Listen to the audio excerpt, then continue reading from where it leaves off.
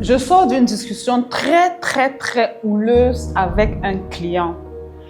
Donc, je suis obligée de venir faire cette vidéo et de partager cette expérience avec vous quand c'est encore à chaud, parce que cette discussion m'a profondément marquée. Et là, je viens vous poser aussi la problématique afin d'avoir votre avis. Donc, la question était simple. Avec ce client, nous sommes dans un processus de digital learning. Nous allons mettre en place pour ce client des formations, des modules de formation en digital learning. Alors, la question était à combien va-t-il vendre ces formations en ligne? Et il optait pour le prix le plus bas possible. Et moi, j'optais pour un prix un peu plus haut, un peu plus élevé. Et nous avons longuement discuté à ce sujet.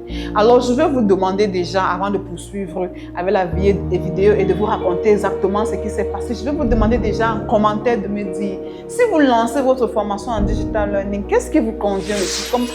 Comment vous sentez-vous à l'aise de la vendre moins cher parce que c'est du digital learning ou alors de la vendre cher simplement parce que c'est toujours digital learning? J'en sais rien. Dites-moi en commentaire. À quel prix, quelle valeur vous accordez à votre formation en ligne? Quelle valeur vous accordez à un module de formation que vous avez fait pour être distribué en ligne? Voilà, je suis Astrid de la Han Academy et comme vous le savez, mon rêve, ma passion, c'est de vous apporter le maximum possible pour vous transformer et faire de vous des formateurs digital learning afin que vous ne disparaissiez pas très bientôt avec les formations traditionnelles, avec les formations présentielles.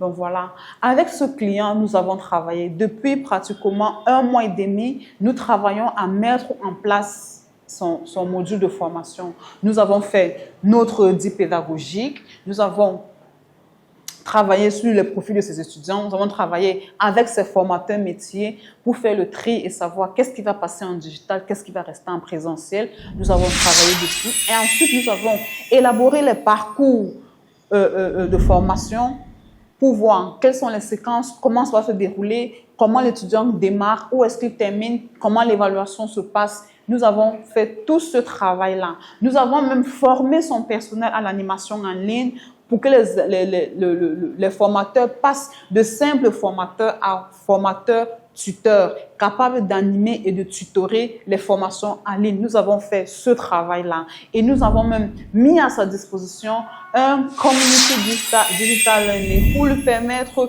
d'animer véritablement sa communauté d'apprenants pour que la chaleur de l'apprentissage reste et que ces apprenants restent engagés et motivés. Et maintenant, il est l'heure de penser aux étudiants qui ne sont pas forcément dans son institut, qui ne sont pas dans son institut de formation, mais qui sont hors de sa ville et qui sont pourtant concernés par les modules de formation qu'il propose. Et on s'est dit, à combien doit-il donc vendre ces formations-là à ces autres étudiants?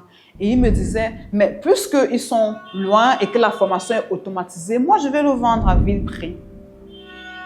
Et moi, je trouvais que c'est, en procédant ainsi, c'est faire perdre de la valeur à ce travail de titan que nous avons fait derrière et aussi à cette formation portée par un formateur expérimenté qui, lorsqu'il vient donner de la valeur, il sait de quoi il parle. Il a suffisamment de valeur. Sa formation, c'est de la plus-value.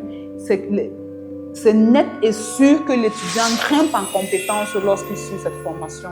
Mais le monsieur n'avait pas suffisamment de confiance en lui pour vendre cette formation au prix qui, à mon avis, correspondait à la valeur du produit. Il se disait que, mais puisque c'est là et que c'est automatisé, on peut vendre à vil prix, c'est là, ça ne souffre de rien. Il disait que ce n'est pas au magasin, ça n'occupe pas d'espace, ça ne paye pas le loyer, donc on peut le vendre à ce prix-là. Et je trouvais que c'est sous-estimer un peu la force du digital learning. Alors je vous pose aussi la question, est-ce que le fait que votre formation en ligne soit là, ça ne consomme pas d'énergie, ça ne paye pas le loyer et tout le reste, ça veut donc dire que vous devez le vendre à vil prix?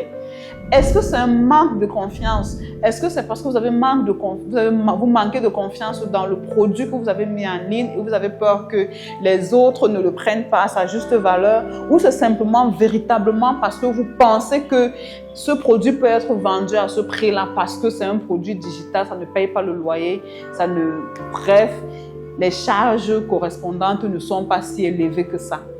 Donc, je vous assure que la discussion était très houleuse et j'ai pensé qu'il fallait que je vienne partager ceci avec vous. Je pense qu'en tant que formateur, il est important d'accorder du prix à ce que nous partageons. Parce que plus les gens payent le produit au juste prix, mieux ils peuvent aussi le consommer, mieux ils peuvent acquérir la compétence qui va avec. Et nous aussi, à notre niveau, nous pouvons véritablement percevoir que nous apportons une plus-value et avoir un minimum de ressources pour apporter encore plus. Moi, c'est ça ma position. Alors, dites-moi en commentaire quelle est votre position. Est-ce qu'il faut vendre nos formations à vil prix parce que c'est en ligne ou alors est-ce qu'il faut donner à cette formation-là la valeur, le prix qui correspond à la valeur de la formation? Alors, je vous attends en commentaire pour me dire ce que vous pensez de cette discussion houleuse que j'ai eue avec mon client et on s'est séparés sans véritablement décider quelle stratégie de prix on allait choisir. Donc, aidez-nous un peu à rompre avec cette discussion et à choisir une stratégie de prix qui ait du sens. Aidez-nous et au passage, n'oubliez pas de liker, de partager et de commenter massivement cette vidéo. N'oubliez pas aussi que ici, nous parlons de digital learning pour la communauté de l'Afrique francophone. Ici, nous cherchons à mettre en place une communauté d'éducation numérique qui sied aux réalités de notre environnement.